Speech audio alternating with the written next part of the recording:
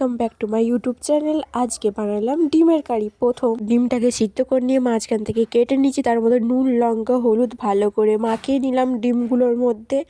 নেওয়ার পর কড়াতে কিছুটা তেল দিয়ে ডিমগুলোকে ভালো করে ভেজে নিলাম। খুব বেশি ভাজবো না, অল্প সামান্য এপিট ওপিট উল্টে নেবো। ডিমটিকে নিলাম, ভেজে নেওয়ার পর কড়ার মধ্যে দিয়ে দিলাম পেঁয়াজ কুচি ও কাঁচা লঙ্কা কুচি। দিয়ে দেওয়ার পর ওটাকে ভালো করে ভেজে নিলাম। তার মধ্যে দিয়ে দিলাম রসুন বাটা। দিয়ে দেওয়ার পর ওটাকেও রসুনটাকে হালকা ভাজা ভাজা হয়ে গেলে তার মধ্যে দিয়ে দিলাম টমেটো কুচি ও অল্প পরিমাণ অনুযায়ী নুন। নুনটাকেও ভালো করে নেড়ে নিলাম। নেড়ে নেওয়ার পর তার মধ্যে দিয়ে দিলাম পরিমাণ মতন হলুদ গুঁড়ো ও লঙ্কা গুঁড়ো। এখানে দিয়ে দিয়েছিলাম আদা বাটা ও জিরে বাটা। দিয়ে দেওয়ার পর ভালো করে মশলাটাকে কড়াই পাক করে নিচ্ছিলাম। পাক করে নেওয়ার পর তাতে অল্প সামান্য জল দিয়ে দিলাম।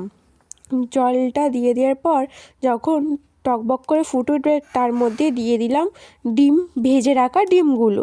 দিয়ে দেওয়ার পর কিছুক্ষণ পর তার মধ্যে দিয়ে দিয়েছিলাম গুঁড়ো করা গরম মশলা। দিয়ে দেওয়ার পর আমাদের ডিমের কারি রেডি। আমার ভিডিওটা ভালো লেগে থাকে প্লিজ আমার চ্যানেলটিকে সাবস্ক্রাইব করে নিও।